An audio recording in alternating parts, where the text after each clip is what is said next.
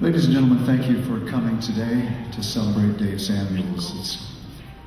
It's an honor to have been asked to come and be the MC or talking head for this event.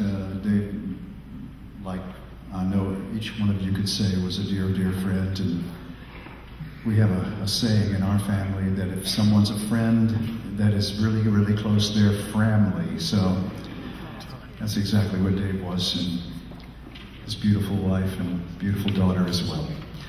My name is Russ Davis, and I've been a radio presenter in jazz since 1978, and by the time I started doing jazz, Dave had already been on the stage at Carnegie Hall playing with jazz legends like Jerry Mulligan and Chet Baker, and was become in his 20s already becoming world famous. And you'll hear much, much more about his story as we continue today. You'll hear lots of his music, and you'll see his face and hear him talking. We're going to bring him into this room. When I heard that David passed away, I immediately posted something for my friends online, and a number of them wrote me, in fact, dozens and dozens in the very first day. Here are a few. Cliff Sardi said, "Condolences to you and Dave's family. Dave was a great player and educator."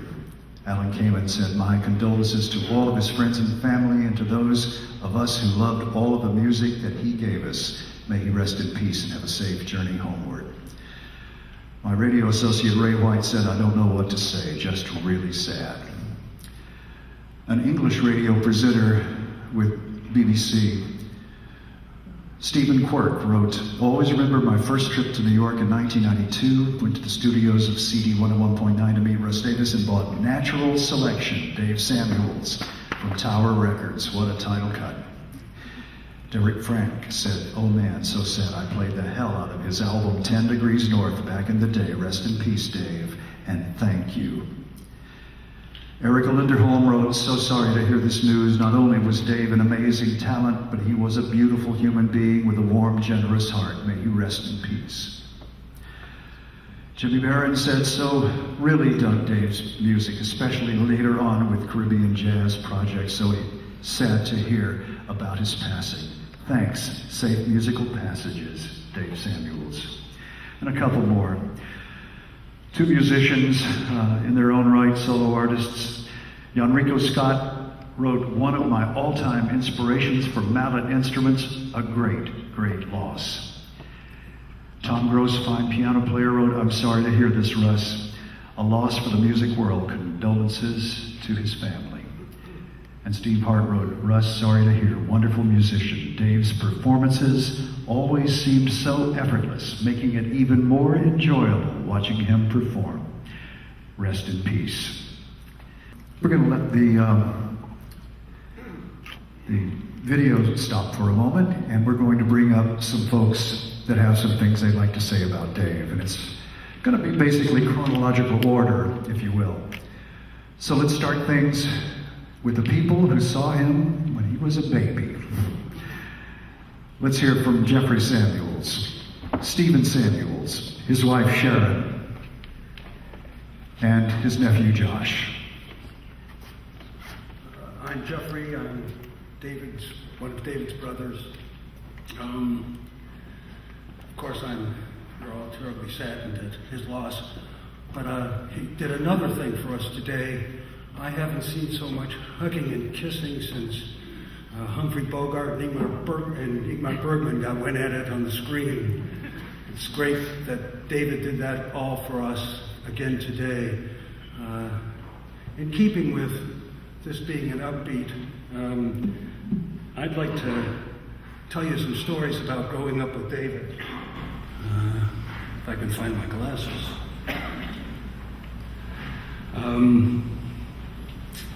Thank you, Sarah, by the way. David really started thinking about music and jazz when he was about 9. I remember this because after 9 years old, I didn't see much of David after school. He would come home after school, run up into his room and practice. He would only come down when dinner was called.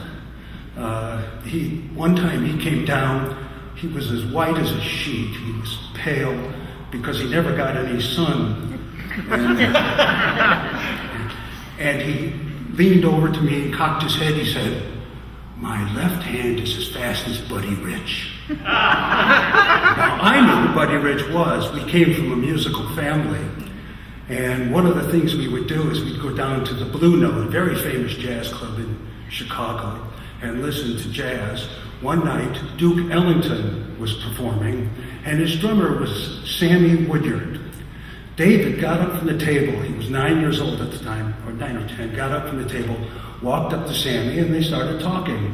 David showed him a couple riffs, and Sammy was so impressed, he turned to Duke Ellington, he said, "Let this boy play the next song," which David did, and the house and the musicians thought it was fantastic because they knew what a talent he was. In our family, we had a combo. We had the Samuels combo. We had shirts made. Steve and David and I played gigs. One gig I remember, we played on Sheridan Road for old folks' home. There were about 100 people there, and they gave us $2 for our performance, which we proceeded to donate back to the club. The import of that is that David turned pro at 9. When David was 16, a friend of his gave me this story. I think it's interesting. When David was 16 and older, he would go down to the deepest ghetto in the city of Chicago, on the south side of Chicago, a place where he shouldn't have been. He dressed in black often at the house, put on a black hat and dark sunglasses. He went down to the Southern Lounge in Bronzeville, Chicago, because that's the only place he could listen to live jazz.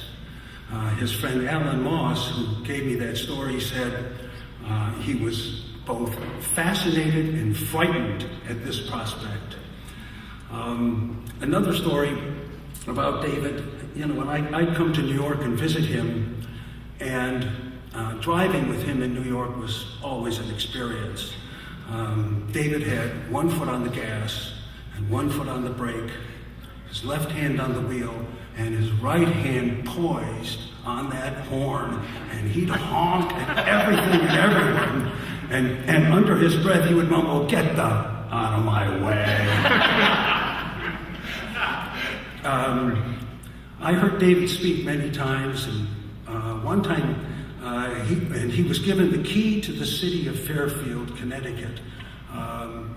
The mayor of Connecticut, Ken Flathoe, loved David's music so much, David played at his inauguration. And so David had to speak and play. He was going to speak and play at that ceremony. And David related this story to the audience. David said when he got up, he was so excited that he was going to be given this award that he ran down to the local newsstand and bought 10 copies of the Fairfield Post. He was going to give one to Dad and one to me. He was all excited. And he ran home and he put those on the table and he opened them up expecting to see his face on the cover with a blurb. No, his face was not on the cover. On the cover was renovations of the Fairfield Library. David thumbed through and found his picture and a little blurb about him. And as David would say, and I'll try and imitate it the best I can, David ended his by saying, "Now that's hubris." And I had one more story I forgot. This has to do with David's tenacious ability to deal with tasks. David and I back then, one of our chores was to mow the lawn. And we had a lawnmower that had a lot of power, But as Dave and I would say, we still had to walk the walk. So we walked around and we did the lawnmower. Our neighbor had a big lawn and bought one of the first sit-down lawnmowers. And David was fascinated by this. Not to be outdone, David spent weeks fashioning, took a chair from mother's house, took a chair, fashioned it, put wheels on it, and I wish I had a picture, but David sat on the chair and the lawnmower pulled it along. I loved my brother dearly, and I will miss him all the days of my life. Thank you.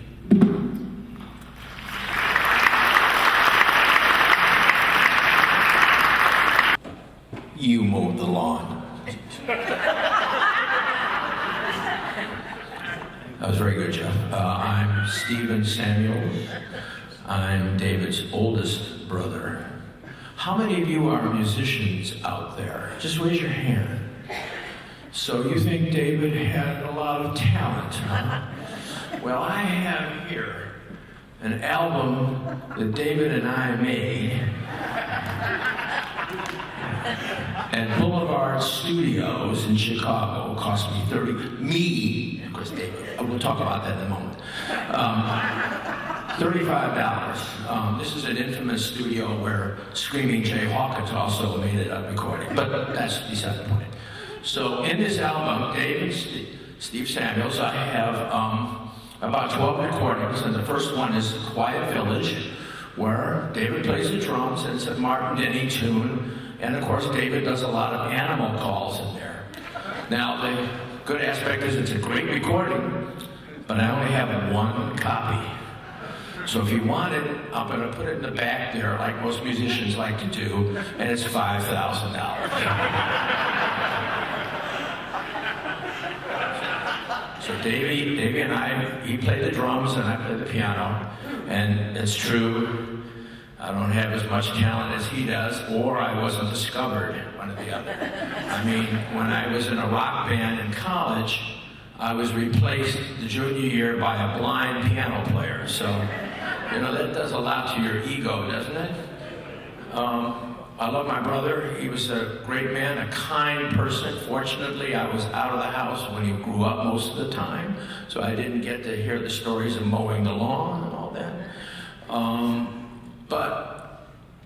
And by the way, again, thank you, Sarah, for letting me speak, because I'm actually an instructor, so you're going to have to listen to the rest of this.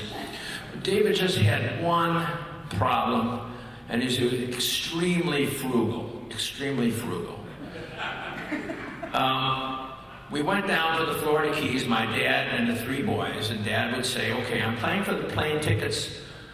We get the hotel free because it's my brother's hotel, the Islander, and so on and so forth. But you guys are all going to have to pay for the breakfast, lunch, and dinner. And every time David had to pay, he always complained that his was the most expensive, which wasn't true. So we're out there fishing on a boat. We're out there fishing on a boat. This is a classical story about being frugal. We decided to go to the Atlantic Ocean. There's my father, the three boys, and Johnny, who was running the boat. And all of a sudden, we hit a wave, and out comes flying out this money out of this little box. And all I hear from David screaming, "My money!" So Jeff immediately takes off his shirt and dives into the water, into the ocean with the sharks or where the barracuda, and starts picking up $20 bills. I go and pick up $20 bills in the boat. So all these bills are wet, but money floats. In any case, we get back. How much money did we get? $400. I said, David, how much did you have in there? And why were you so stupid to put $600 in there? He says, it's my money. That's how I keep it. I said, why don't you leave it in the hotel? Well, it's going to be stolen. I said, it's the uncle's hotel. What the hell? It's not going to be stolen. So we have $400 out of the $600. So my dad, since David was the favorite, comes up to me and says, look, your little brother is out $200. I said, where are we going with this, Dad? He said, well, let's see. I've worked this out.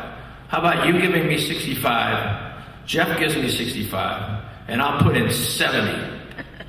That means 200, and we'll give it to David.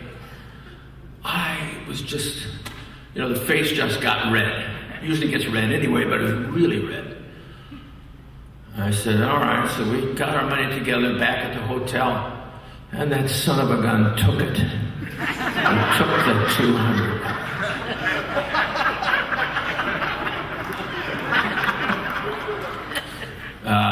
David did do a lot of performances. He always, when he came to Ravinia with Spyro, we got some very good tickets. So he said, why don't you guys fly to New York? I'm going to play for Frank Sinatra and George Shearing. He says, great. You can get us tickets? No problem. So after walking up 3 flights with the nosebleed section, all I saw on the top was Frank Sinatra's head. I said, why don't you get us better seats? He said, they're pretty expensive down there. Not that the flight cost anything, David. Now, while the rest of us were playing ping pong and I was on the swim team or we're doing this and that, David was always at Frank's drum shop. He was a first-class musician. He started playing when he was 4. And that's all he really wanted to do. And he was really expert at his craft, and I can't believe there's so many nice people out here that pay him respects. I really appreciate that. Thank you, Sarah. I'm going to miss that boy. Take care.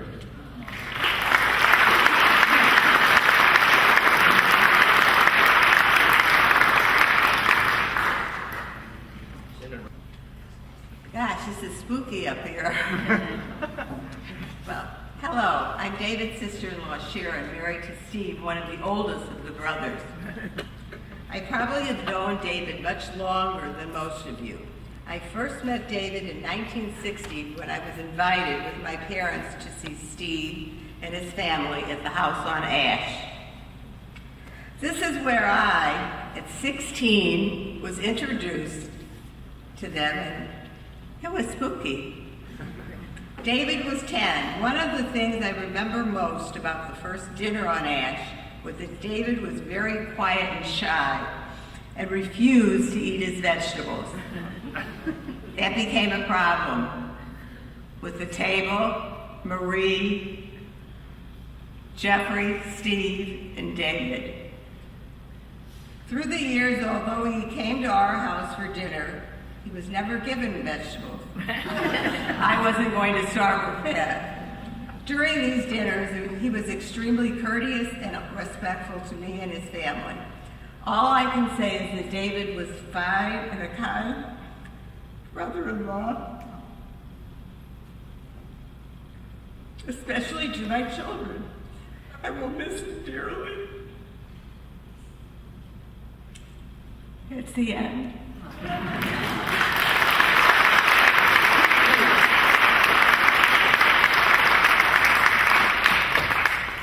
Thank you. I'd like to introduce Naftali, who is also a brother.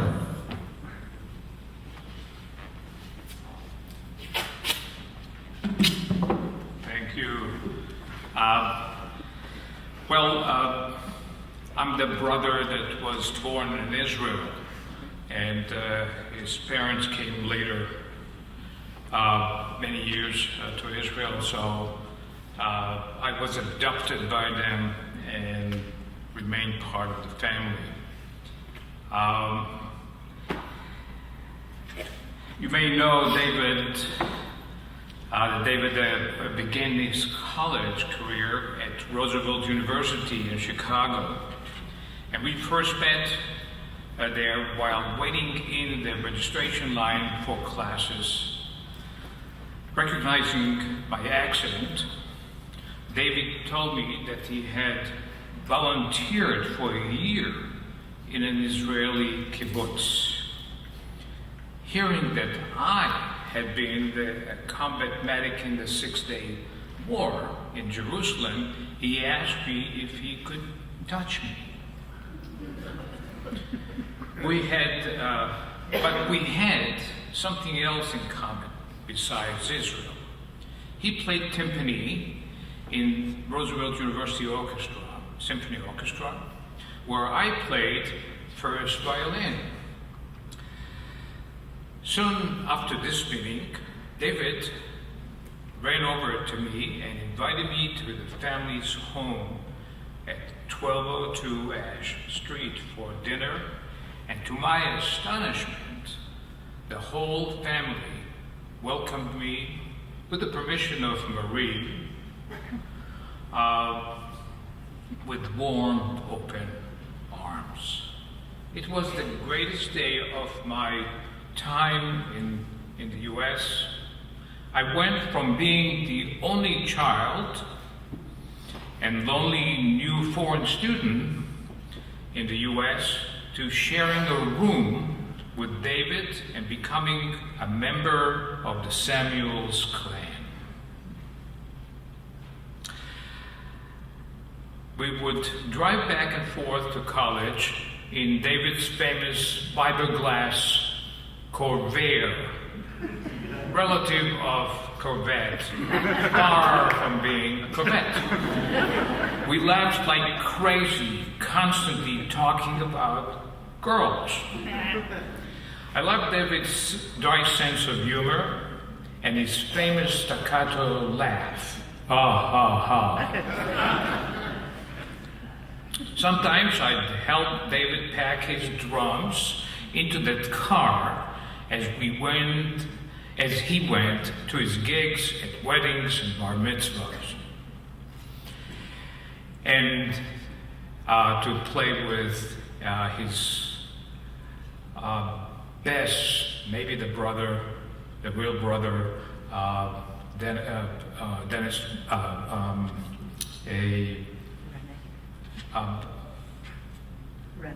Rennick Ross. There's Dennis Ross, that was a famous a guy in Israel. And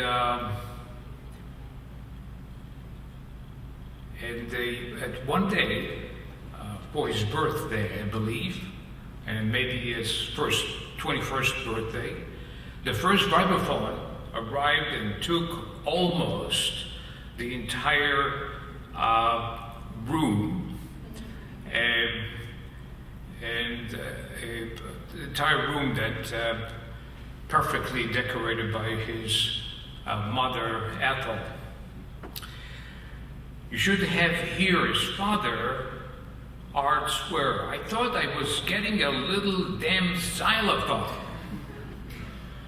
It was Rennick Ross who actually asked David to learn to play the vibraphone for a piece of music that he had composed.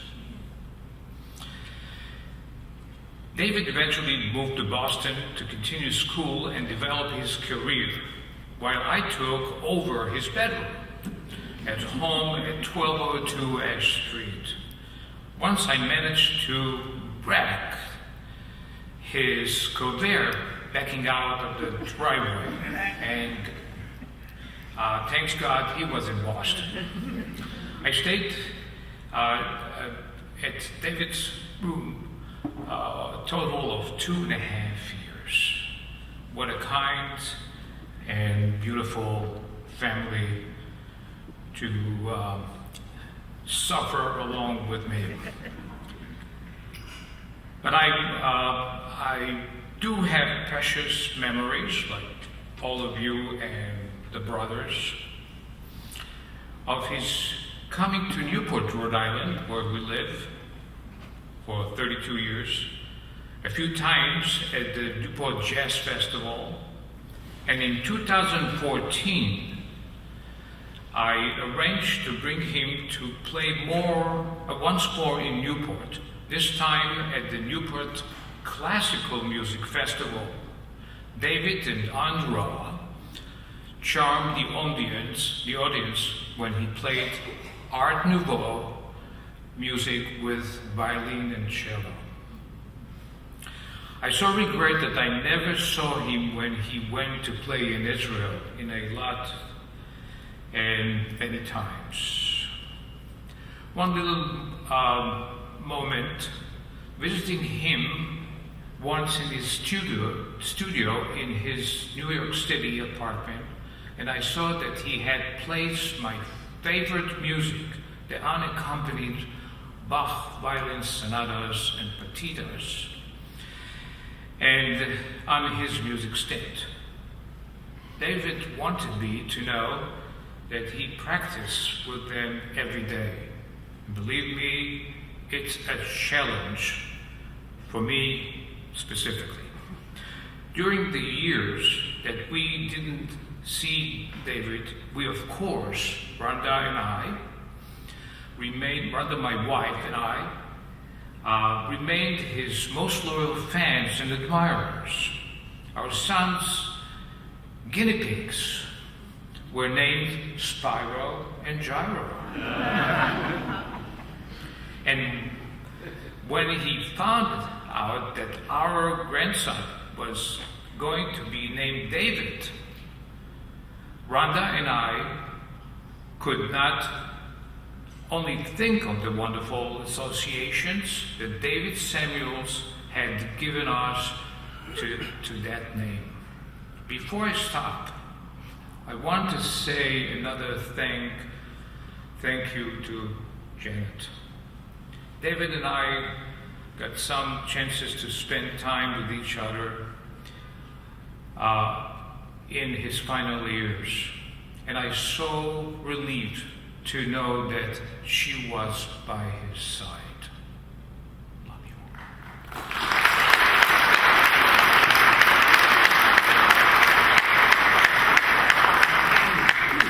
And finally, I'm a traditional Jew, and during this coming year of mourning, I will be saying Kaddish prayers for David every Saturday at Torah Synagogue in Newport. That's the oldest synagogue in this country. And that's all I have to say. I would like a permission from Sarah that I saw her growing up all these years, and he always said, I asked him, how is Sarah? And she's playing the piano, and it's wonderful. But I want to ask you if we can gather the brothers and you to say the Kaddish. Itkadash Shmei Rabba Ve'almat Yivora Virutei Ve'yamlich Malchutei Ve'yatzmach Pokanei Ve'yikarev Meshichem B'chayechon ובيומכון ובחיי לכל בית ישראל בעגלה ובזמן קריב אמרו אמן. יהא שמי רבא מבורך לעולם ולעולמי עולמיה. יתברך וישתבח ויתפאר ויתרומם ויתנשא ויתהדר ויתהלל ויתהלל שמי דקדושה ברכו לעולם מכל ברכתה שיש תוצאתה בשבחה ונחמתה, נאמירן ואמן, אמרו אמן. יש אמר רבא משמיא, וחיים עלינו ועל כל ישראל, אמרו אמן. עושה שלום במרומיו, הוא יעשה שלום עלינו ועל כל ישראל, אמרו אמן. And thank you.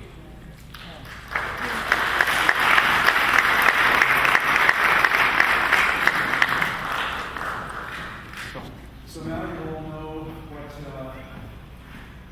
inspiration David got from his family. Two brothers that were already fine musicians, and they got to play together. Dave made his way from Chicago to, well, he went east, young man, and then he went to Boston University, Berklee College of Music in Boston, and then to become one of the most famous musicians in all of the world. We want to bring David into the room as much as we can. And speaking of Berklee, there was a person there that he met that was very important in his life. Another of the greatest vibes players of all time. His teacher there, Gary Burton. And he was hanging out with the likes of fellow students, John Schofield, Pat Metheny at the time. Gary certainly did have a lot to do with inspiring him, giving others the word. about what a great musician Dave Samuels was. Here's some thoughts in an interview I did with Dave about Gary Burton and Berkeley. Have you learned the mallet, the double mallet thing from Gary Burton? Or did you do that before you met Gary? No, He was the innovator of that, or somebody before him? No, there were other players. Actually, Red Norvo was really the first player to hold 4 mallets. Gary's approach was different because Gary started out as a piano player, and he approached vibes like he was playing piano. And so he designed a way of holding the mallets that was different from the traditional 4 mallet group. I actually learned how to hold the mallets from him in 1969. Wow. At what was then a percussion camp that was taking place. I stood in a room with 40 other kids, and he did this workshop on how to play and how to hold the mallets, and that's how I learned how to hold the mallets. And you studied with him a bit in Berkeley, and actually stayed and taught there.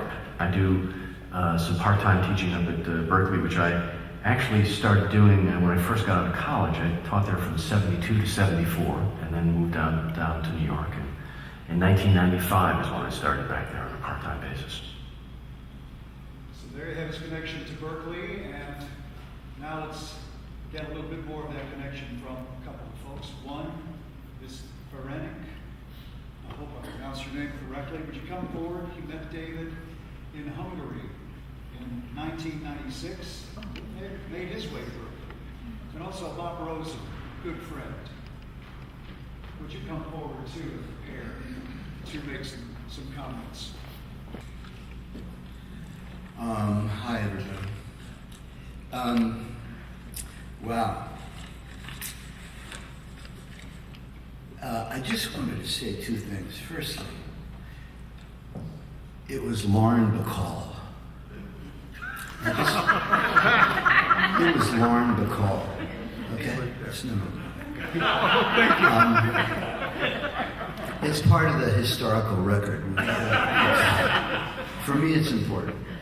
The other thing, I don't know if anyone else felt, I feel it. I just felt it again. I always felt that David reminded me in delivery and in the sound of his voice of Steve Allen.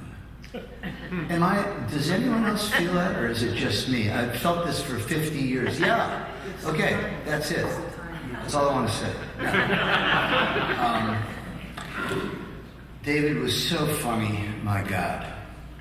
He would call, and someone else, Paquito, in the elevator, seconded this. It's one of his great hysterical moments. You get a call from David and you go, "Who is this? Who am I talking to?" Yeah, it's funny. Thank you. Anyway, I wrote something for David, and I wanted to share it.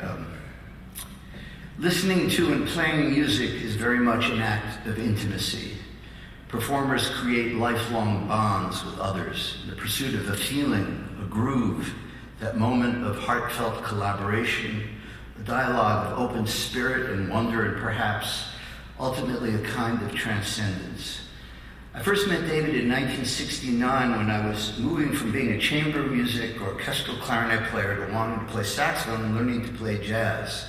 Michael Cochran, who's here, is a good friend of mine, and was playing with him, and he said, this guy wrote this note on a bulletin board at Boston University. He's looking for people to play with, Looking for people to play with, quote unquote, standards and such. I reached out to this note. It was Dave Samuels looking for people to play with. He was already many years ahead of me in terms of knowledge and ability, but we connected and immediately dug each other. We had a little trio and played some concerts and gigs.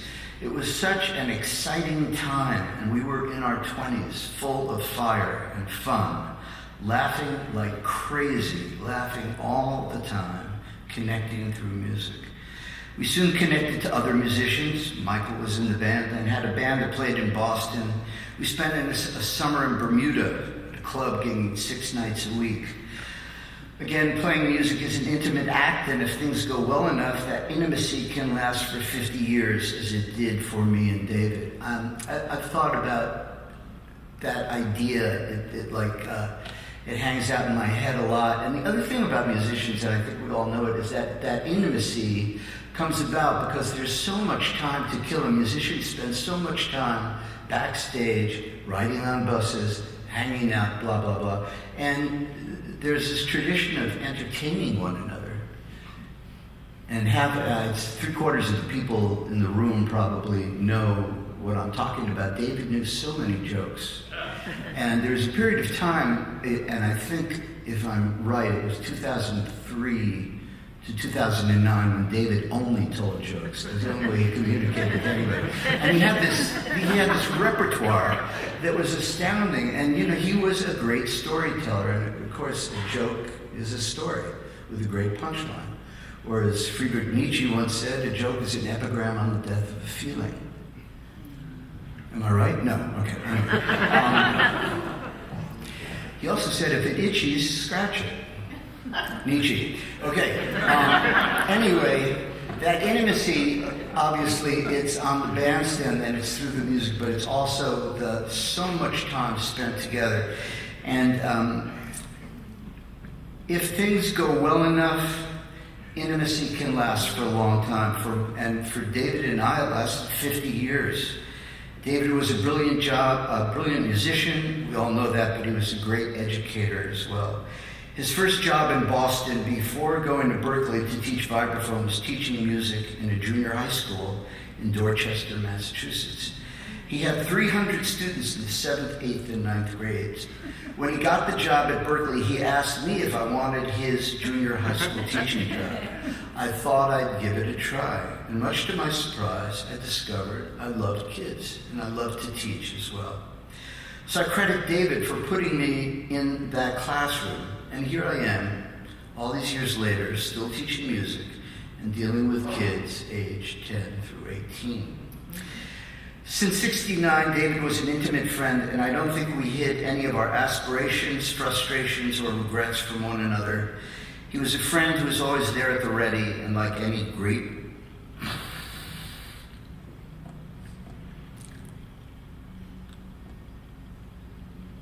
Sorry.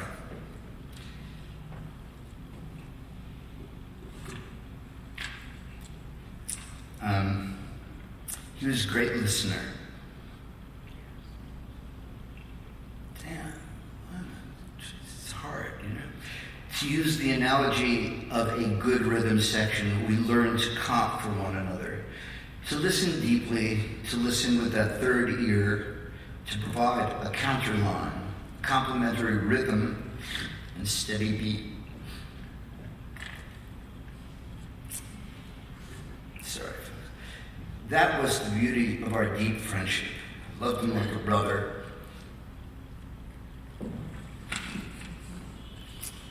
Wow. I'll always miss his wit and his intelligence and that friendship, and the ability to call at any hour of the day. That's a friend. Thanks.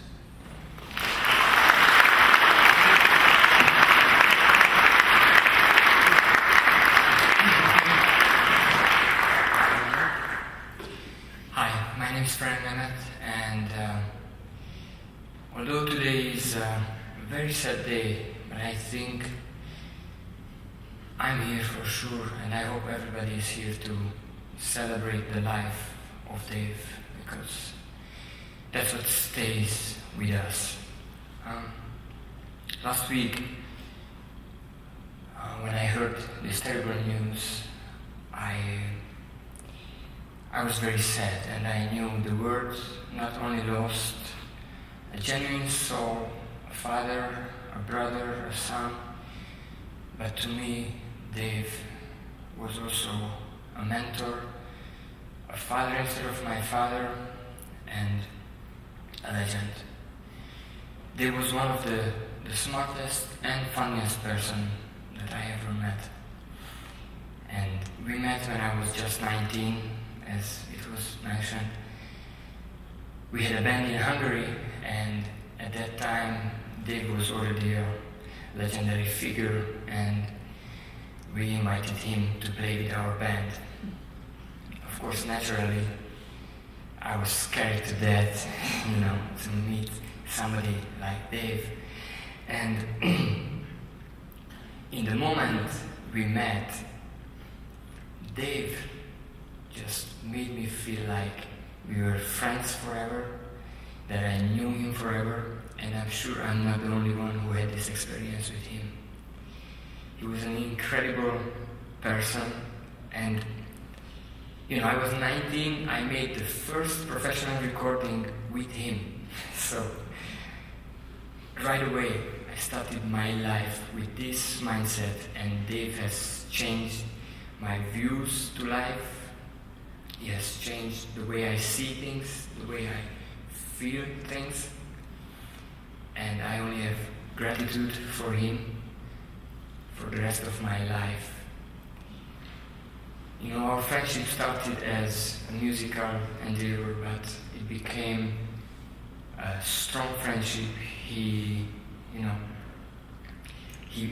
like I said, he was my mentor, and on that tour that we did, he ended up coming to the wedding of my father, which some of you maybe know the story. If you don't know, I tell you later. But Dave is actually the reason that I'm here today. He's the reason I came to the States. He's the reason I came to Berkeley. He gave me that first input, and he said, wow, you have to come here, you have to study here. And that feeling when you meet somebody and somebody gives you the permission that you are good. So Dave did that to me, and that is an incredible thing. Another thing about Dave that I really admire is that he has never stopped sharing his knowledge, his wisdom, his intelligence, and he was always up to a good laugh, as we mentioned. I think everybody has that story very strongly inside him. He made, everybody laugh, and he would lift the spirit of the room. Wherever he was, you knew he was there because he would lift the spirit. And I would like to feel that, and I know he's here with us, and I know if I close my eyes I can see him, if I close my ears I can hear him, and if I really look inside me I can feel him. So this is celebrating Dave's life. Thank you all. Thank you so much. As we continue with the odyssey of Dave's life, 1974, he's on stage at Carnegie Hall playing with some of the most famous jazz men of all time. Then he's on stage with the Brecker Brothers right beside him playing with Frank Zappa. So he played with some of the greats of jazz, but he also played with some pop artists too. I actually made a list. Maureen McGovern, Edie Brickell, Rita Coolidge, Art Garfunkel. That's just a few of them. The versatile Dave Samuels. But somewhere down the line, he ran into a little bar band that was playing on a regular basis, I've heard, in Buffalo, New York. And the connection happens to be a woman named Linda Namias. I don't know if you've met her before or not, but if you're very nice to her, she might tell you the story. The band we're talking about, Spyro Gyra. Let's bring on the livification, as they say, down in Jamaica, and listen to some Spyro live.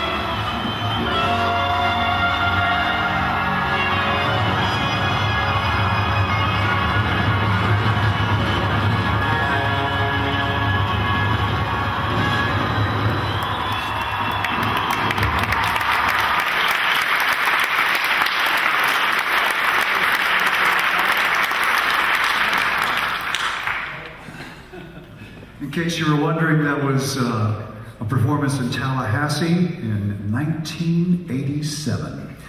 Now, we don't have these instruments up here for nothing. Ladies and gentlemen, let's welcome members of Spyro Gyra to say a few words about their brother Dave Samuels and to play a song or two for us, maybe one at least. Thank you, gentlemen.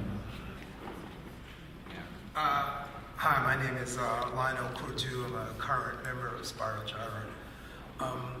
I didn't meet Dave in association with Spyro Gyra. He was teaching a master class when I was in college. And like everyone was saying, from the minute he walked in the door, he just made us laugh. I mean, it was just unbelievable, his sense of humor and his musicality and the way he could tell a story. But there was one kid in our class who did not like the way Dave held the mallets. He had a mallet coming out between these two fingers, and this guy would not let it go. For days, he would not let it go. So finally, Dave said, just wait 1 second. Just wait. Now, anyone that knows Dave knows where that was going. But when he did that, I'm not going to do it to you guys, but when he did it, the whole class was in an uproar. And from that day, we were all sold on Dave Samuels. And after that, I played in a band with him called the Fantasy Band, and we did 2 or 3 records together, and I really got to know him. We would do gigs together, and he was just the sweetest, nicest guy.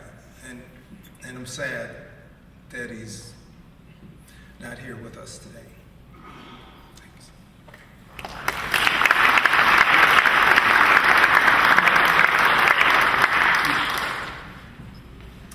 Hi, everybody. I'm Scott Ambush, bassist with Spyro Gyra, and this is Jay, our founding father, our founding member, founding father. Where'd that come from? Julio Fernandez. Dave, needless to say, had a long and fruitful history with Spyro Gyra, first as a studio musician and guest artist, and later as a full-time member. In fact, the opening hook of the band's first big hit, Morning Dance, is actually Dave playing steel pans. This was prior to the mallet cap. He continued guest with the band until 1983, when he was asked to go on tour. To quote Dave, I looked at my date book, saw an awful lot of white space, and said, why not? He remained with the band for 9 more releases and returned as a guest artist quite a few times after that. And when I joined the band, Dave, like the rest of the guys, was very warm and very welcoming. But what I quickly learned was that aside from his immense musicianship, which was quite well established, after all, he had the unique distinction of having played the legendary Black Page with Frank Zappa. And those of you who don't know what the Black Page was, there was a common thought among studio musicians that, or fear, I should say, that they would show up for a session and there would be just a black page. So many notes that the page was black. So Frank decided, okay, I'll write it. So he had a very dry wit and was a master of deadpan delivery. His stories and jokes often started with, you know. And when Dave said, you know, you knew there was something funny to follow, or he was about to good-naturedly dress you down, often with a string of poetically combined expletives, followed usually by, you dirty diaper. I joked that one day he'd hear Linda scream from another room, Dave! After 3-year-old Sarah called her teddy bear one of Dave's colorful inventions. And that stony demeanor came in handy on the road when it came time to use the voice. And the voice was an Obi-Wan Kenobi-like quality Dave used to remedy hotel front desk disputes. Dave would give them the voice. Rooms were comped, room service charges were erased. It was great. Just like Dave giving the voice. And as we were reminiscing, so many stories came flooding back. The time Tom took a solo using a synthesizer marimba sound. And Dave calmly strolled across the stage and said, "Tom, I don't ever want to hear that sound coming from this side of the stage again." And then there were what the band called power plinks.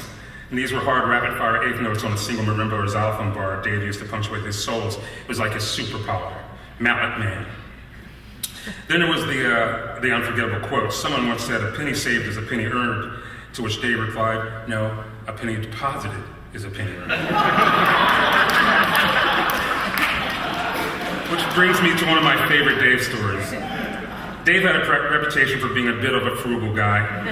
Not to say he was cheap, but he knew the value of a dollar, and I think he actually relished playing the character, not unlike Jack Benny or Mr. Roper. There's two obscure references for the millennials in the room.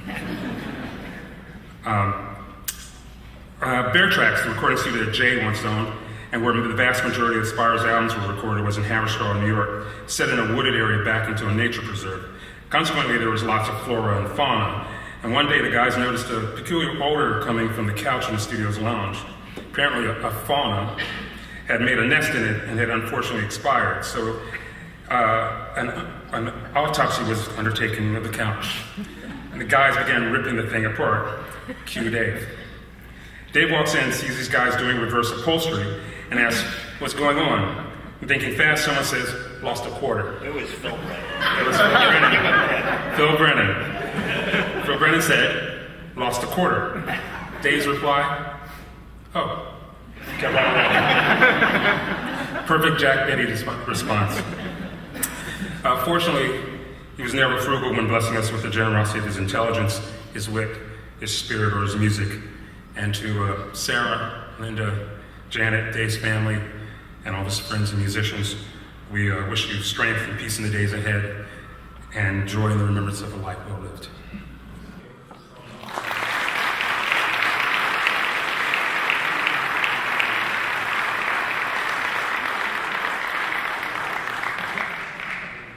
Yes, we're going to play a tune called Real Time.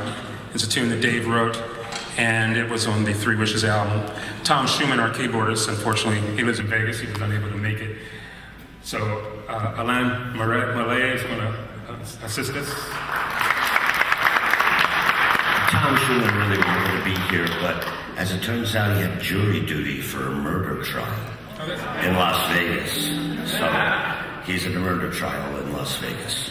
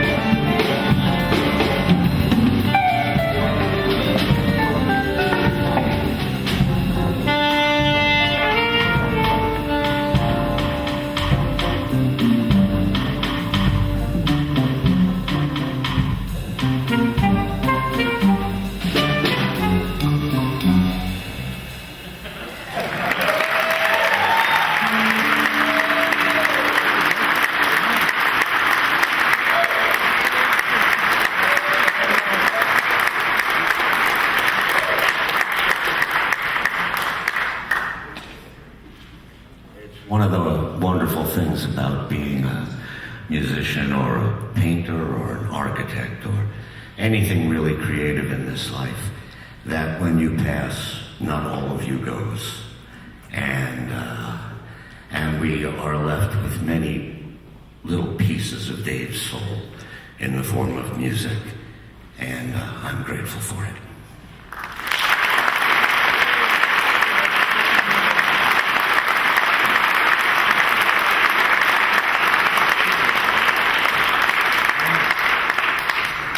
Thank you for that wonderful music, gentlemen. Thank you for those wonderful words.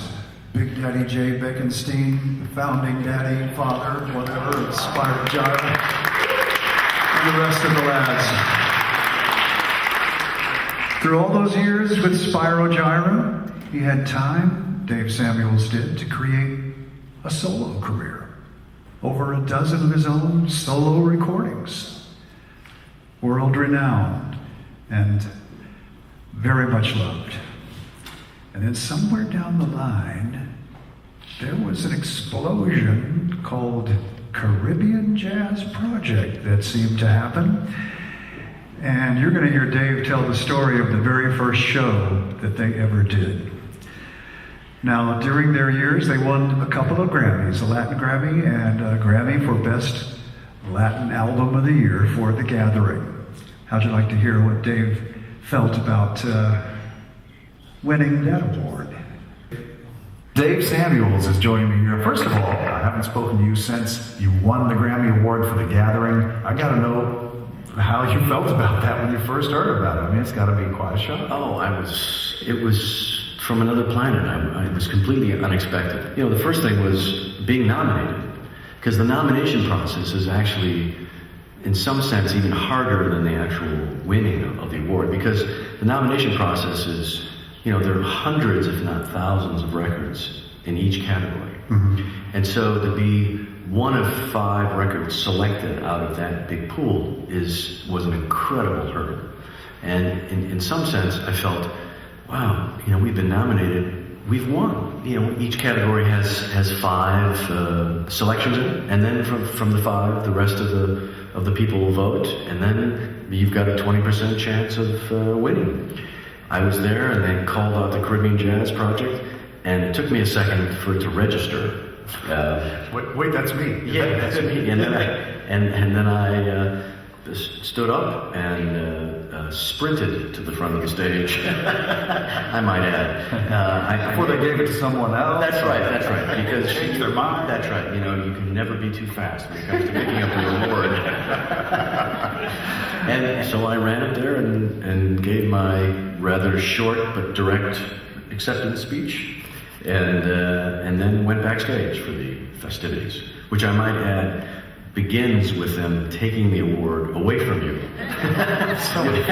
Well, you know, they give you a number of different awards as you go from these different kind of stations in the back, you know, to talk to different people in the press. And after each one, they take it away from you, because that's not really your award. You have to wait for, you know, almost 2 months before you actually get you engraved in a plaque. So it's in your trophy case at home now? Well, we just built a new wing on the house for the Grammy. It's not just the Grammy. There's also the security force that goes with that, the security system for the house, and because, well, this is my first time out since winning the Grammy. I normally don't talk to people directly. Well, as you can tell, he really didn't think much of winning that one, but congratulations, and congratulations to all of Caribbean Jazz Project. Mr. John Whitman, a dear friend and colleague, would you come forward and give us some thoughts, sir? Well, hello, everybody. Knowing myself as I do, I'm a crier, and I've decided to take Sarah's advice and talk about the light, funny things to share about Dave. You know, when the phone rang and you saw Dave Samuels pop up, I had to, you know, make a decision. You know, am I psychologically prepared for whatever could be on the other end of this? And it was always an adventure. Sometimes it could be quite challenging. You know, he's a very real person, very articulate, right? Also could be, as you know, very, very inspirational, right? But one time, I didn't have to even pick up. and he left a message for me. And it went something like this. He never called me John once in his whole life, by the way. It was always, Whitman, Samuel's here. It was right after he won that Grammy, the morning after. Whitman, Samuel's here. Now that I'm a multi-Grammy Award winner, I have some information for you in Yamaha. I've decided not to triple my rates for clinic support. However, henceforth, you must refer to me as Hisness. Long pause. Hisness. That's right, Hisness. That is what you refer to me. And for the rest of his life and always, I never called him David, never called him Samuels. It was always Hisness, because that's what he expected. Right after he left that message, of course I called him because I was very excited about the Grammy. He picked up and he said, "To whom do you wish to speak?" And of course, you know my answer. Samuels had a very acute sensitivity, didn't he, to other people's thoughts and their words and their actions. He could read you pretty well, wouldn't you agree? And this made him a wonderful musician with whom to play. It also, made him vulnerable sometimes. He was so sensitive that he was insecure sometimes, and he was even fun to poke fun at. Well, one time we were backstage waiting for him to show up because he and David Friedman were going to give a concert as Double Image. And I'm standing there with Friedman.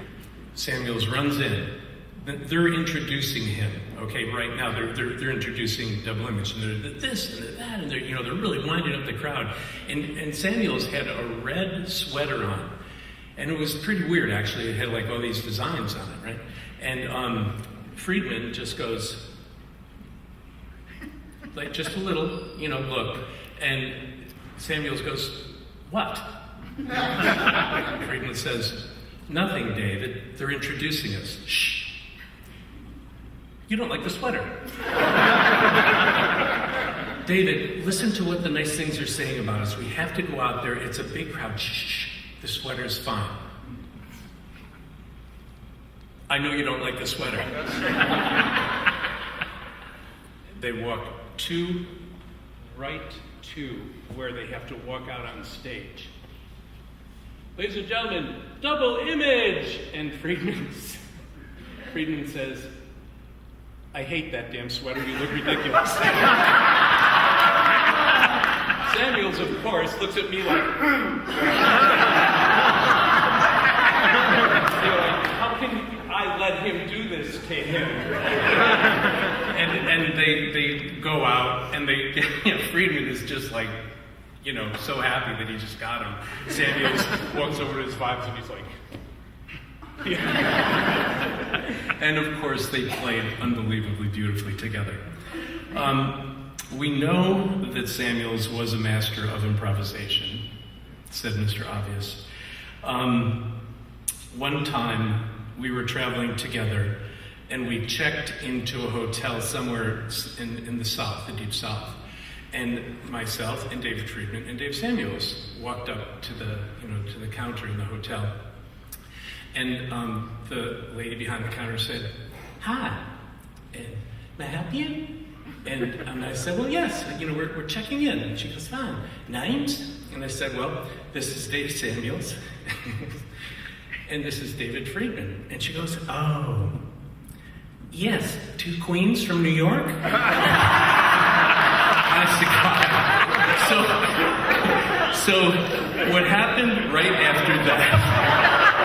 I can't even take. Look, already. I mean, it's like it was scary. It was brilliant. It was flamboyant. It was flagrant. It was colorful. It was inappropriate. It was an interpretation of the phrase "two queens from New York." My jaw dropped and they just launched into this thing. Yes, we are. Yes, we are.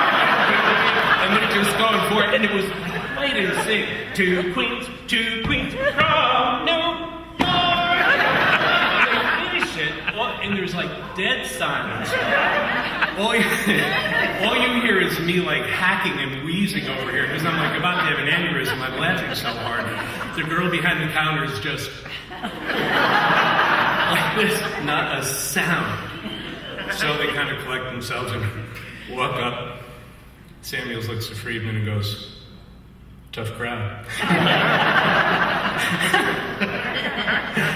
Anyway, what I really want to say to the loved ones and to the family and to all of our family here and colleagues and friends is thank you for sharing such a precious treasure as Dave Samuels with me and with my company and with my friends.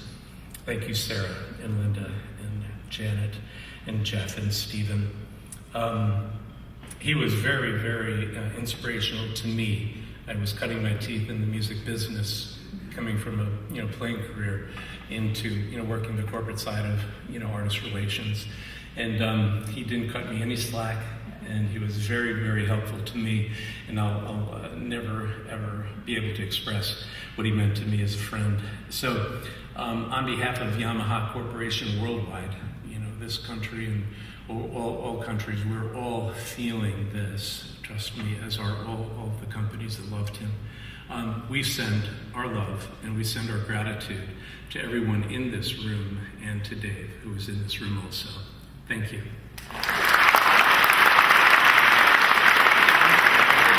Now let's celebrate Caribbean Jazz Project, shall we?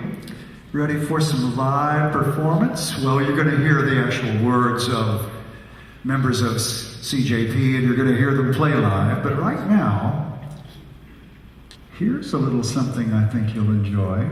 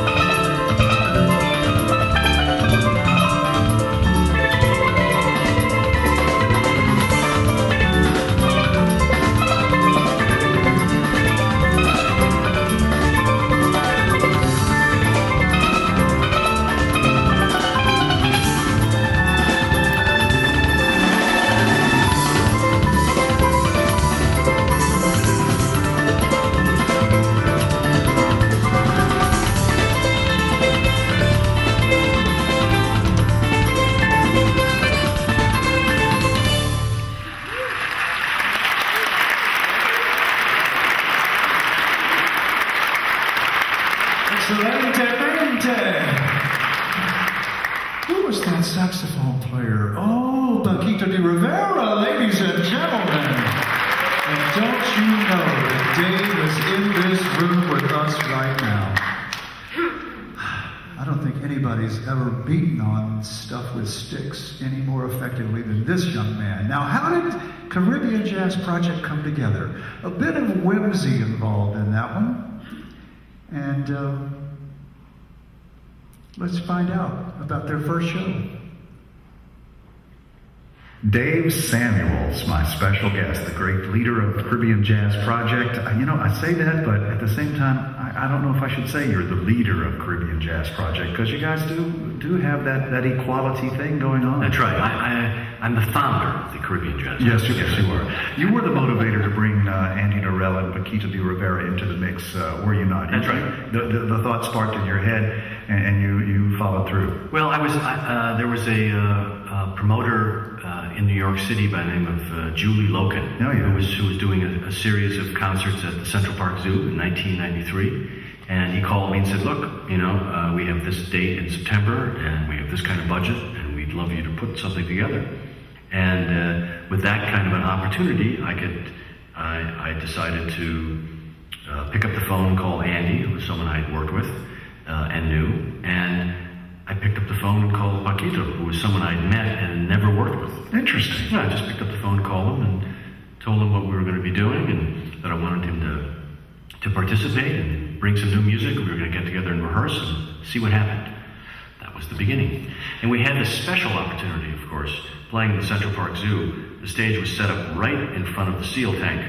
And so we not only did we get to play for a lot of people, but we got to play for a lot of seals who also seemed to be enjoying the music played. I think it's when they brought the fish out, man. That's when they really got fired up. I was at that show, as a matter of fact. Anybody else at that show besides Paquito? Oh, it was quite a show.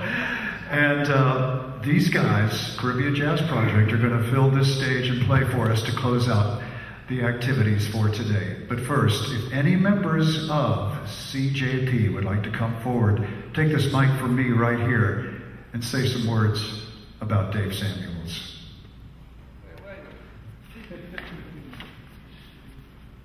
Dave Samuels, what a character, huh? Well, I have to tell you something. Dave Samuels was single-handed. He created that sound. The sound of the Caribbean Jazz Project. I used to say that, well, the Caribbean side is you know, Andy Norell. When we think about, when most people think about Latin jazz, it's like Mario Bausa used to say, they are playing just Afro-Cuban music. That's all they do. So it's customary to change the name of Cuban music forever. They call it salsa and many other stuff. But Samuel had the vision that I have also that concept, to use different elements of all music south of the border. You know, the illegal aliens music. Yeah. So, when he called me and said that he was going to use Andy Norell, I feel like a boy with a new toy. Because always I admire, still today, I admire a lot the Andy Norell and the sound of that instrument. The steel pen that Dave Samuel called the Chinese walk. He said, this instrument is very useful because you can play music and also you can cook Chinese food. Yeah. Of course, Andy Norell didn't appreciate it that much. So when he called me to do this, as I said before, I feel like a boy with a new toy. Because always I admired Andy and I was desperate to play with him, and to Dave Samuels.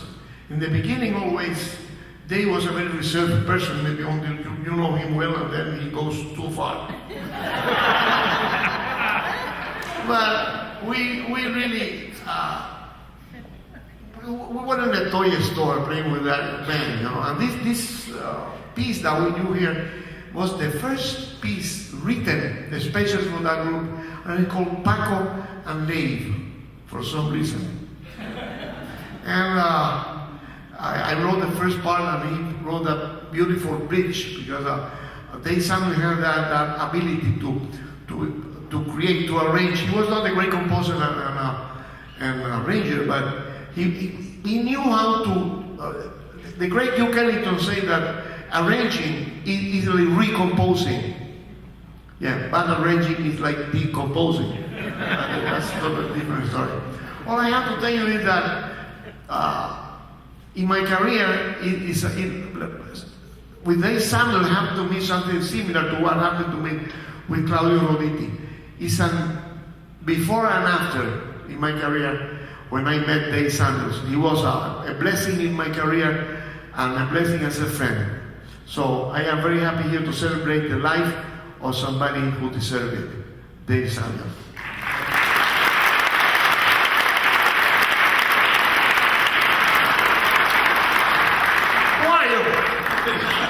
I'm going to introduce myself. I'm Oscar Feldman, I'm a saxophone player from Argentina. I had the privilege to play with Dave in his latest Caribbean Jazz Project period, until he couldn't play anymore. And so we play together. We share kind of the same sense of humor, Jewish sense of humor. We laugh a lot.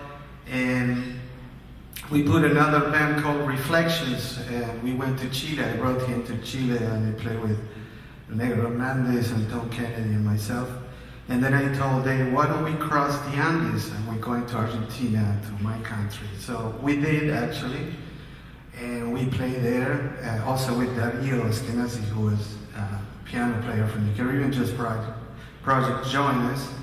So we went sightseeing to Old Buenos Aires. We drank some coffees, and then I brought him to the Plaza de Mayo, where you see the the White House of Argentina, the pink house. And I was explaining to him about that was a big stage with Evita Perón was giving the speech. And he gave me the F word. I said, no, man, I don't care about this. Let's eat some barbecue. So actually we did. We eat some barbecue, incredible meat there in Argentina. And after 3 hours, we went back to Plaza de Mayo. And I said, Dave, this is where Evita... just tell me the story. And I said, no, man, I ate barbecue. I don't want to just talk to you about this. So he started to fight with me. He pretended that he was boxing. So we were boxing in this, in the middle of Plaza de Mayo, in this big scene. And there was this security guard. And he said, is everything all right here? And Dave said, no. So that was the story. I adore Dave. I had the privilege to play with Dave, and I will always remember his sense of humor, his personality, and his beautiful notes. I remember my father-in-law, a well-known classical pianist, went to see us on Buenos Aires, and he said something to me that stayed in my heart, because he said, my father-in-law said, well, Dave is that kind of musician that he's a virtuoso player, but he never show off his technique. And that kind of stayed in my mind and heart. So that's all I want to say about Dave. I will miss him forever.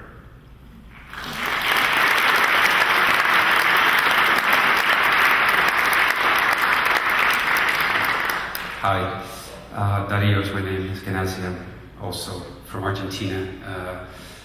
I was part of the original CJP, Paquito, and the rest of the guys that are here. I think we're going to play something. I'm proud to be an original member from that first concert at the zoo. It was Paquito, and it was me, and the Seals. And But anyway, my story with Dave really started when I was a teenager trying to be a pianist in Argentina. I was probably 14, 13. And while all my friends were listening to Emerson, Lake and Palmer or Yes or rock, I was listening to jazz. And one of my favorite records was Chet Baker live at Carnegie Hall. And somebody very young vibraphone player was playing there, which was Dave. I think it was Bob James in piano, and I don't remember who else was there, but it was a great, well, I think it was Jerry Mulligan and Chet Baker, and it was a great record, and I remember laying down on the floor in my house, being a teenager and putting my headphones on and enjoying that. Little I knew that what was probably 20 years later, I was going to get a call from somebody called Dave Samuels. Is this the same guy? Is this the same guy that was in that record? Is this a famous player, vibraphone, or marimba player from Spyro Gyra? Yes, okay. Wow. I was very, very nervous. I only knew Paquito, and I think probably you recommended me. I'm not sure, because he probably asked you, who can... I am sure. You're sure, okay. I don't know how I got there to be in that band, but anyway, I was there for the first concert, very nervous, the concert was great, but I wasn't sure that I was in the band yet, because, as a matter of fact, I was not in the band for a while until they decided who was going to be the rhythm section. And then finally, I got called to the band. And I have to say, contrary to what everybody was saying here, that our friendship with Fred was not so easy in the beginning. I didn't really like Dave so much. I thought he was very controlling and very grumpy, and maybe you know that side of Dave, right? Nobody talked about that in this room, but anyway, I'm going to do that. So I really didn't get along with Dave. He was, like I said, he was grumpy, very controlling. Not on my playing, but everything that was going on around the playing, the concert, the time, the rehearsals, all that stuff, what happened after the concert. But anyway, so I have to say that then probably that was the reason why then when we became friends, that was a much stronger tie and relationship, because at the beginning I did not like Dave.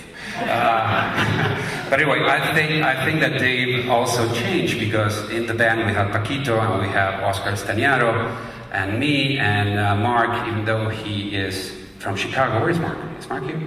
Mark is from Chicago. He's like another Latin guy anyway. So I think Dave realized that he didn't have to be so controlling, and he could relax a little bit with our Latin guys, and we made him laugh all the time, and he started changing, and really being on the road with him was, those years that we spent with the CJP were one of my highlights, musically speaking, and life. Really, we had so much fun, and there were so many jokes that I have in my mind, and I use all the time, all the phrases that you guys mentioned before, all the jokes that he was making on the road. I repeat. My kids think I'm a very, very funny guy, because I use all his lines. But I make sure every time I use them, I make sure I say, no, that's a Samuels. That's not mine. That's a Samuels. My wife also knows that. So I use a lot of his jokes, which are amazing. And I still remember his calls, phone ring, and he says, Dario, just mention my name. He actually learned my name the right way. Dario, yeah, Samuel's here. Oh yeah, Dave, how are you? How are you? Do you have a few hours? Do you have a couple of hours? No? Like, anyway, I can tell him the way he tells the joke anyway. So, anyway, Dave, I will remember Dave forever.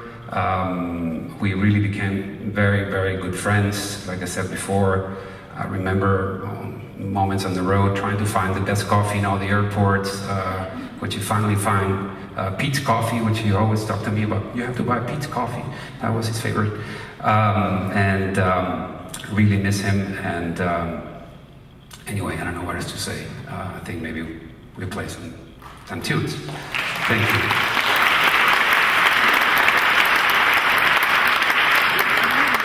Okay, CJP is going to play in just a bit after we hear from two last folks who'd like to say something about Dave and their relationship with him.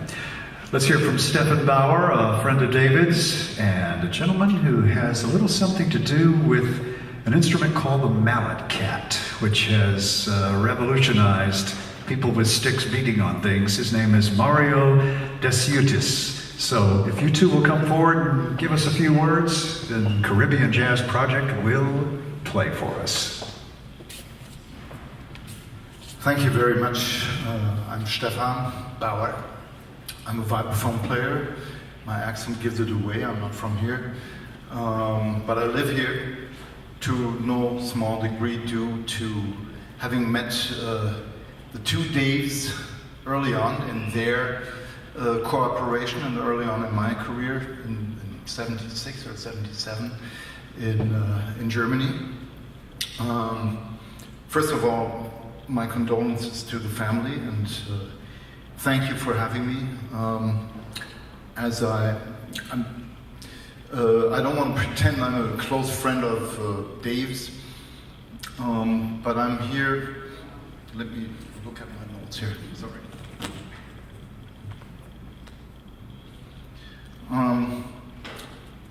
Though our encounters over the decades were friendly and we had an easy rapport, definitely helped by his humor, I'm not here to pretend I'm a close friend of Dave Samuels. I'm here in a different role, able to tell you a bit about his impact as a musician and his legacy far beyond just North America.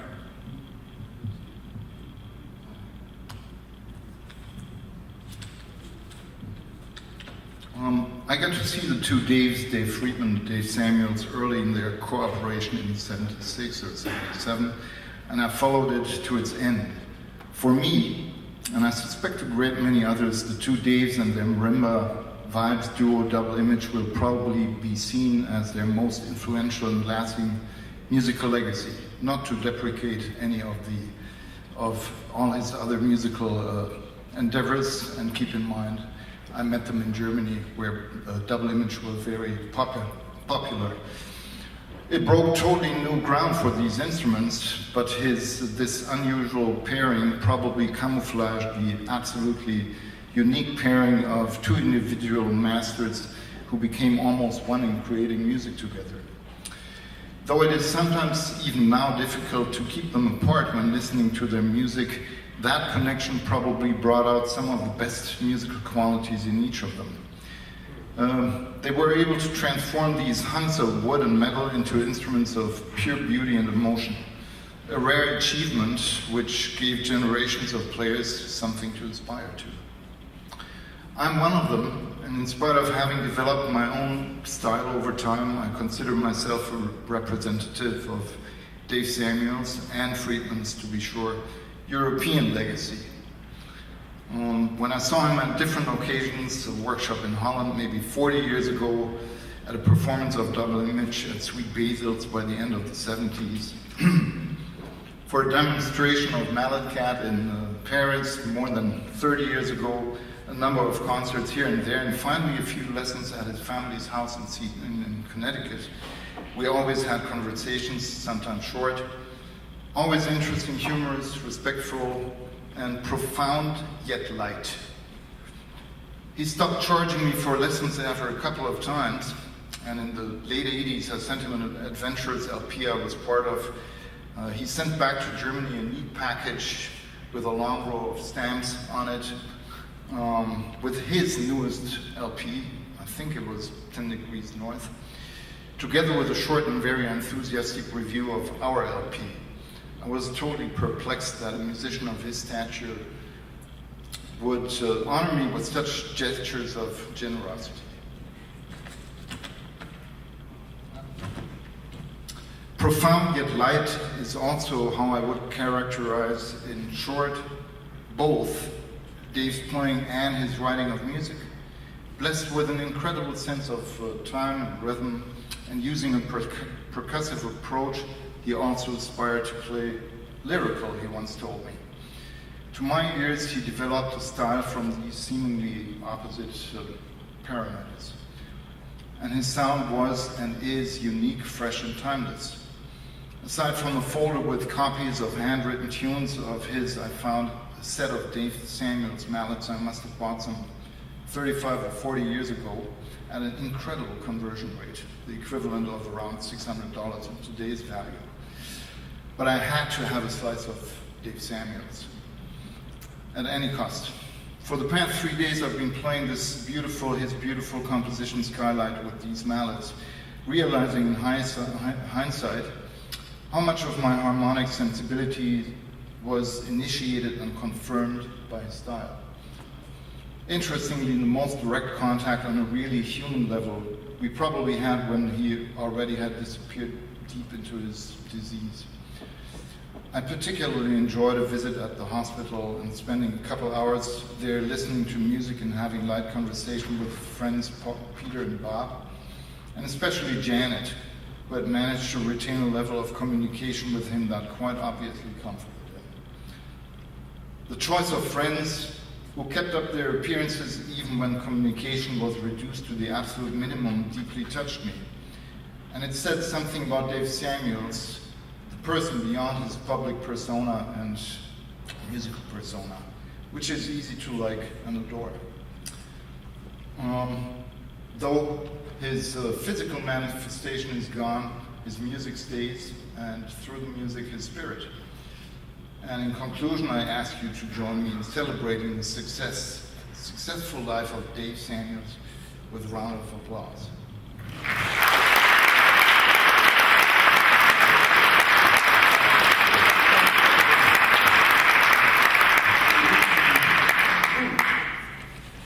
As I'm sitting here, I keep on looking at this picture, and I'm just waiting for him to come up and just start laughing. This is an amazing picture of Dave because it expresses so much about him. The wit, the little sparkle in his eyes. I love this picture, and thank you for letting me speak. You mentioned Friedman, so I like to tell a couple of stories because Friedman's not here. Years ago, Steve Weiss called me. I happened to have a brand new Yamaha vibraphone with a low C, and the 2 days we were going to be playing at the New Jersey Performance Arts Center. And he needed that instrument. So Weiss called me up and said, hey, can you go to Samuel's house and drop off this instrument? So I did. And then I decided I had to go to the concert with them, so I drove them. I was scared having the two greatest players in the car driving like this. I was, imagine. But you talk about the wit and the intimacy of friends, the two of them joking, how they expressed themselves and how they knew each other so well. It's an amazing thing to see how they interacted. And I say the story because several years ago, Dave Friedman was doing a clinic in Germany through the Vibes Workshop, and Friedman was doing a clinic there, and I was there too with the Malachi. And David decided not to play, but instead he wanted to show everybody the important contribution that Friedman and Samuels made together, and he put together a collection of his favorite improvisations and solos, had them all queued up. It was mind-boggling to hear all this music come at us all at once. I saw and I felt the same kind of thing that was going on in the car. The joking, the seriousness, the bantering. It was quite overwhelming to see. I think Friedman did that because of the onset of knowing what was happening to Dave.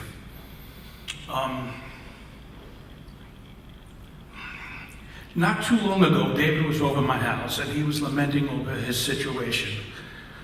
And he said to me, I feel bad I'm not going to be able to contribute to the jazz community. And I just had to remind him the profound effect and how much he owned that segment of the music. I mean, the style is uniquely Dave's. If any one of us sit here and we listen to a solo, and it's Dave, we know instantly it's Dave, with that incredible sound that he had. Some people have perfect pitch. I felt Dave had perfect rhythm, perfect time. Every solo locked in, and it was well crafted. It showed his wit, and I am so grateful for that. Dave was a tremendous help Cat and alternate mode stay alive because of his use of the Malacat. Way back in the early 1980s, Bill Katowski and I went to visit him. That was the first time I saw him. And I experienced the power of Dave with his demand on us, demand on himself, his intensity, what he wanted from the instrument. And this went on for decades. And then the relationship changed from business to friends, and then we started to have the opportunity to go to Coza together in Vermont or in Montreal to hang out in the car. I actually went hiking with him. He complained every step of the way. It was very, very funny. So in conclusion, what I like to say is that we keep Dave alive by telling stories. That's how we do it. So we should enjoy each other by telling stories of Dave, listen to his music, and enjoy each other. Thank you.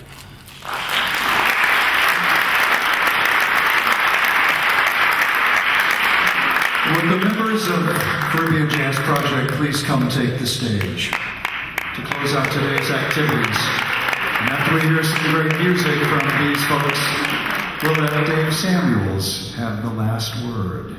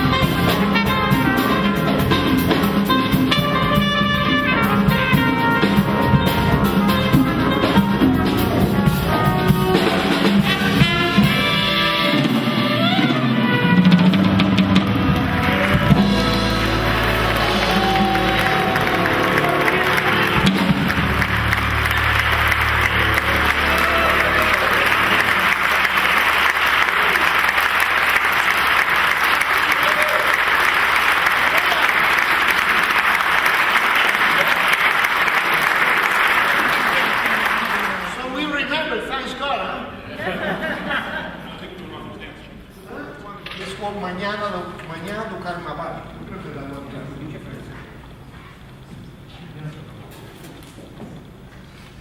Here we go, Dory.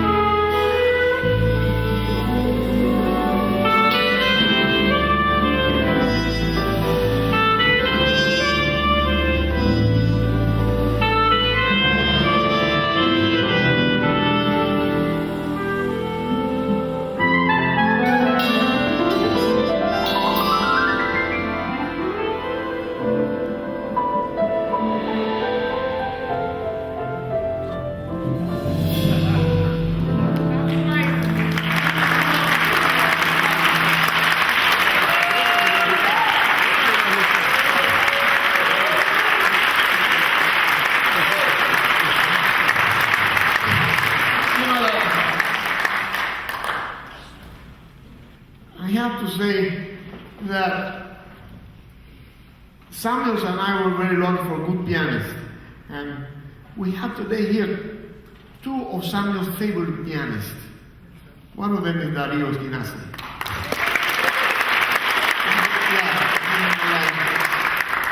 And the other one is Alan Malek. Alan Malek, let's play something.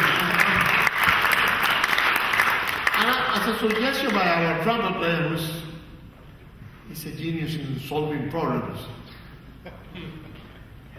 The two more important bands in the life of Dave Samuel probably were the Caribbean Jazz Project and Spyro Gyra.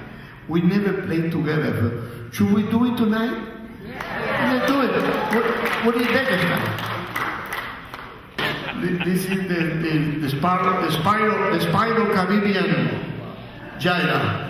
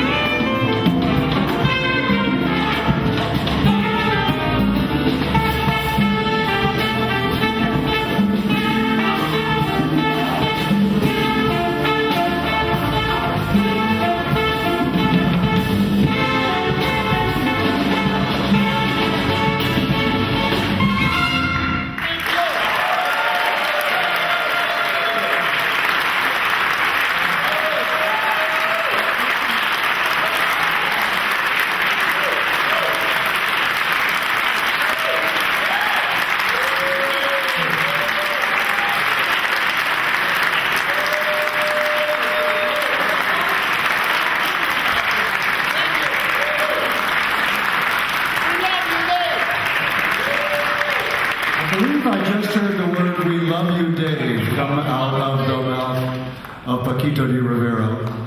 Ladies and gentlemen, Caribbean Spiral Project, one of a kind, only happening here right now, and we were blessed to be able to see that. Linda, Sarah, thank you so much for sharing this wonderful husband and father of yours. Janet, thank you so much for all the wonderful things you did for him in the last years of his life. And now, let's let Dave have the last word. My first exposure to music was when I was very young. I have squeaking to an audience. That has grown. That has been a part of my life for the last 10 years. No, just kidding. Well, thank you and good night. My first exposure to music started when I was about 4 years old. I have two older brothers who one played piano, one played clarinet, and I was third in line, and I chose drums, which is my first real musical.